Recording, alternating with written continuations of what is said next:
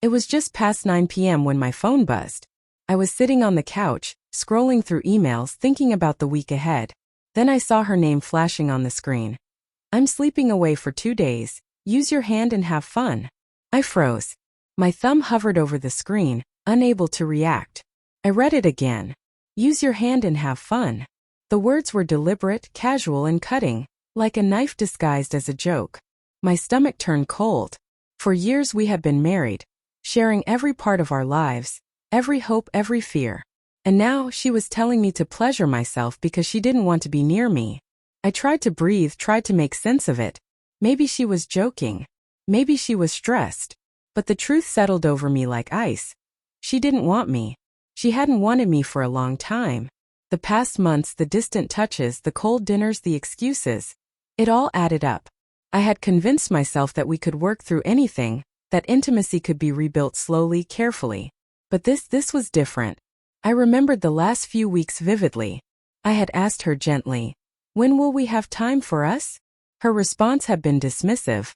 "I already had it yesterday."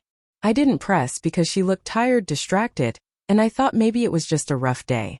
But that day had never ended. Days turned into nights, nights into silence, and every attempt I made to connect was met with excuses. I put down my phone and walked into the kitchen. I didn't want to cry. I didn't want to shout. I just wanted to understand how the woman I loved could write something so callous, so intentionally cutting, without even thinking of the person she had promised to love.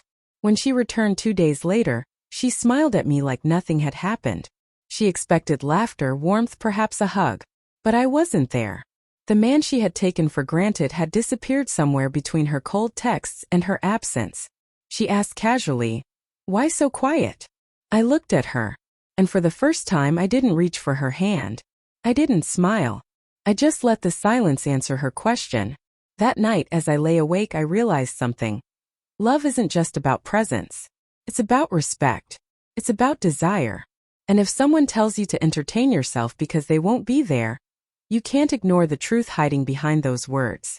When she finally returned, I had already decided I couldn't pretend everything was fine. She walked in the door, suitcase in hand, smiling like she just had a wonderful little getaway. She expected warmth, a hug, maybe even a laugh about her teasing text. But all I gave her was a quiet stare. "Why so serious?" she asked, dropping her bag by the couch. "I had a great time, just needed some space." "Space?" I echoed, my voice calm but heavy with everything I hadn't said for 2 days. "You mean a space where I don't exist? A space where intimacy is optional, and I'm left to take care of myself?" She blinked, taken aback. Her carefree demeanor faltered, replaced by a flicker of guilt she couldn't fully hide. "James, it's not like that," she said quickly. "I just needed a break, that's all. It's nothing personal." I shook my head slowly, feeling the weight of every lonely night, every rejected touch, every cold meal we had shared. "Nothing personal?" I repeated. "Do you know how that sounds? Do you know what it feels like to be told, explicitly, that your presence, your desire, your love, is something to ignore because someone else's comfort matters more?" Her lips trembled. She wanted to apologize, to explain, but I could see that the words wouldn't be enough. They never were. "I didn't mean to hurt you," she whispered. "But you did," I said softly, not yelling, not attacking. "And it's not just about these 2 days. It's the pattern. Every rejection, every cold response, every excuse. You've stopped wanting me. And if you've stopped wanting me, then there's nothing left for us to rebuild." The room was heavy with silence. I could hear her breathing, shallow and fast. She looked like the girl I married, yet completely different. Distant, inaccessible, untouchable. She tried to step closer, but I held up my hand. "Don't," I said. "Not yet." I left the room for a few minutes, pacing, trying to calm the storm inside me. When I returned, she was seated, head bowed, silent. I sat opposite her and spoke with quiet finality. "Love requires presence, intimacy, respect. You've removed all 3. I can't stay in a marriage where my heart is invisible." Tears ran down her cheeks. She tried to reach for me again, but I didn't take her hand. For the first time I realized that some truths, some betrayals, can't be fixed with words or apologies. They can only be faced. The next morning the apartment felt empty, even though she was still there. Every corner reminded me of what had changed in just a matter of days. The laughter that once filled the kitchen, the shared routines, the casual touches that now felt impossible. I couldn't ignore the truth anymore. The woman I loved had made it clear that I was no longer a priority.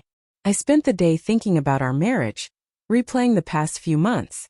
The cold shoulders, the dismissive texts, the lack of intimacy. It all pointed to the same reality. This wasn't a temporary lapse or a stress-induced reaction. It was a pattern. And if patterns define relationships, ours had already broken.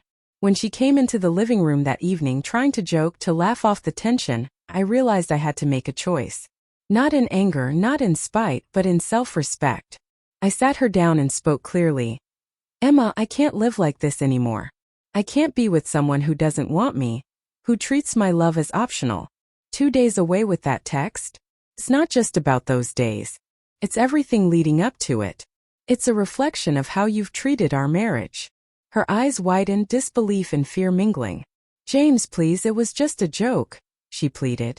I didn't mean it like that. I shook my head. It wasn't a joke to me.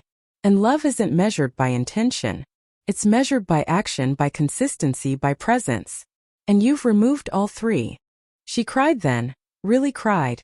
Not just the quiet sniffles of regret, but the raw, desperate sobs of someone who finally understands what they've lost. I didn't reach for her hand.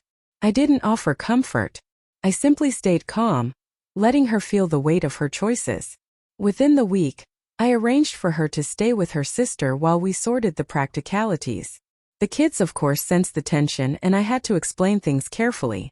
I told them that mommy needed some time to think, that I loved them and would always be there. I protected them from the full blow, but I couldn't shield them from the truth entirely. Weeks passed. Emma reached out, tried to explain, tried to apologize. I listened quietly, but the truth had already settled.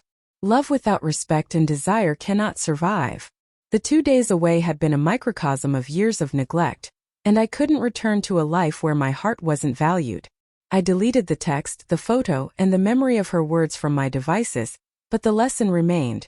Some betrayals are small, some large, but all reveal what's truly important. And what's important to me is a love that is present, reciprocal, and undeniable. I moved forward, focusing on myself, my children, and the life I wanted to build. She became a chapter in my story, not the ending. And for the first time in months, I felt the weight lift, replaced by clarity, peace, and the knowledge that sometimes letting go is the only way to truly protect your heart.